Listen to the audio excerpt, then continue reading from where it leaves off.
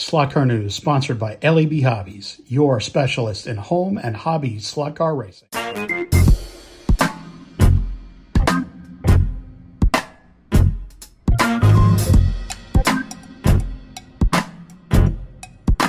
Yes, folks, it's that time. Friday again.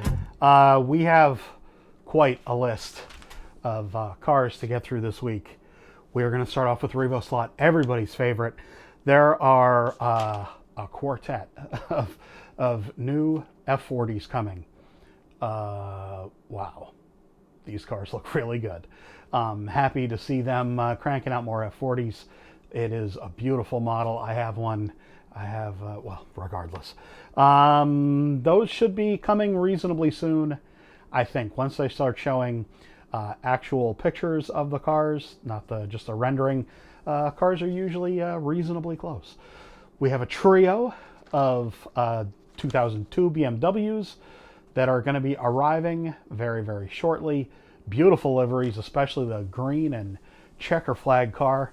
Yeah, awesome stuff. Staff's UK, everybody's favorite wheel, is showing a number of wheels, I believe, this weekend at the Slot Fest in the UK, oddly enough.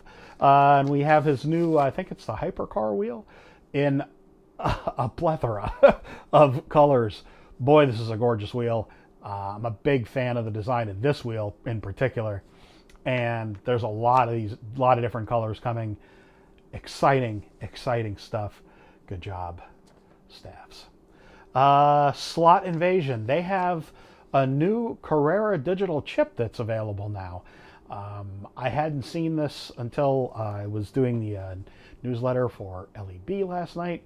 It's going to be coming out later today, or in any case. Yeah, so a new digital chip. Check that out from Slot Invasion.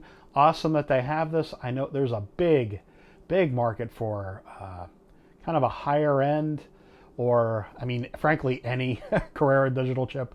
There are so many folks that race Carrera digital that I really don't think you can satisfy this market. If you're doing products and you have the opportunity, do something for the Carrera digital market, because boy howdy, is there a lot of possibility here for releases. We have some fly news now. We have a pair of 250 LMs, both from 1968 Le Mans. I don't know which would be more pretty, the blue and white or the Piper. Yes, I do, the Piper car. Absolutely stunning release. I really like these 250 LMs that they have done. I don't have one of these. I may have to pick one of these up. Absolutely beautiful liveries on these cars. From what I understand, these do drive pretty well without a magnet too. So that's awesome stuff. We also have, and this is the bulk of the news this week, so settle down, get ready, because we have a whole bunch now of Area 71 news. A bunch of cars. The 308, which I probably showed last week, I don't care, I'll show it again. It's a beautiful car. We have this wonderful Mazda prototype that you see here. A bunch of different angles of that car. It looks like some really sexy lines on that car. We have, and oh boy, I cannot emphasize this enough. So many people have asked for this Audi, the IMSA Audi, forever. And the problem is, it's, limited liveries on this car, but 3D printing to save the day for us, because this car, you can print to order on this car, and you don't have to worry about inventory. You don't have to worry about mold costs. They're making the IMSA Audi, and thank goodness. That's fantastic. We have this lovely saloon Mercedes that you see here. There's a car for everybody. This car proves it. Beautiful job on this car. In any case, we have a Porsche 904. Now, this car in real life is teeny tiny. There's been a number of these done by various companies, various slot companies. Carrera came closest probably. I think theirs is probably one of the best ones. I had the privilege of seeing an actual 904 a few years ago at Toy Fair in Germany on the Carrera booth when we announced the 904 as a car that we were going to be doing when I worked for Carrera at that time. And there are really some incredibly subtle curves on the 904 that few people have gotten correct. Regardless, this Area 71 904 looks really, really nice. And last but not least, folks, a Porsche, still got the Porsche on the brain, a Corvette C8R. Very happy to see them doing this car. This car is, now that they're, I believe, going to be doing customer versions of this car, I hope that we see a number of this car in real life that continues on for years as not only the factory team, but the customer teams as well. Because frankly, we need this in our lives. It's very cool to see Area 71 doing this car. And I'm happy that they are doing it. Alrighty, guys, we do have one more piece of news here. We have 3 Sideways cars that are going to be coming, and oh baby, these look exciting. We have a Capri that is a bit of a, just kind of an homage car. It's a Rothmans Capri, and it's a kind of a homage to Derek Bell, I believe. It's a nice looking car regardless, and if you're into Sideways cars, I mean, this is definitely a pretty car to get. And there are 2 Skylines. Oh, they're so pretty they hurt. An STP and a black and gold John Player Special. My goodness. Shut the front door. Those are good looking cars.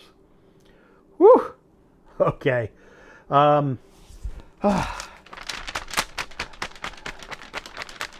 Return you to your regularly scheduled news now, folks. Come back right after this, folks, for the wrap up of the video. I'm going to have just a bit of a discussion about special editions, and check out the racing and show news now, because there are a couple more editions here. See y'all in a second.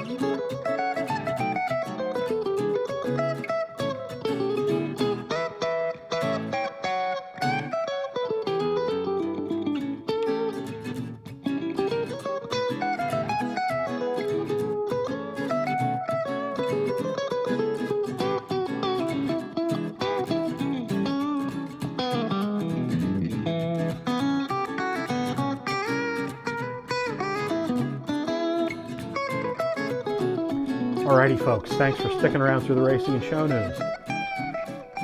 I've talked a lot in the past, and I will continue to talk about production numbers for slot cars. Slot cars, and you know, the most experience I have with numbers of sales are here in the U.S. A great selling car is going to sell 2,000 pieces here in the U.S. That's a great selling car. You're not going to sell, 10,000 pieces of a slot car in North America. You just aren't. Oftentimes, a special edition car or a limited edition car or frankly a standard edition release of a car, the numbers of production are about the same usually. If you now bear with me, if you see a number that's somewhere below 2,000 for a production run for a special edition car that people are going to make, that's actually a fairly low number. What this is based on normally is companies, the slot companies actually contract with Chinese factories to produce slot cars. Most of them are made, by the way, in Shenzhen, China, that do produce in China. No coming after me about, well, all slot cars aren't made in China. Well, nearly all of them are. And nearly all of them are in part. Whether they're assembled or wholly manufactured in China is splitting a hair. In any case, folks. So the companies that actually produce the molds, or that hold the molds for the companies who have slot cars produced in China, they want to run, a whole day's worth of a mold. It takes, I think, I heard about a day to heat up a mold and to run it, and then somewhere about a day to let it cool down and clean it. So, you're looking at least 2 days, I believe, to tie up a mold in a factory in China, or frankly, as far as I know, anywhere. I'm not an expert on this. I've heard enough from people who do this, from being in the business long enough to know. What does that mean for production numbers and specifically limited editions, Dave?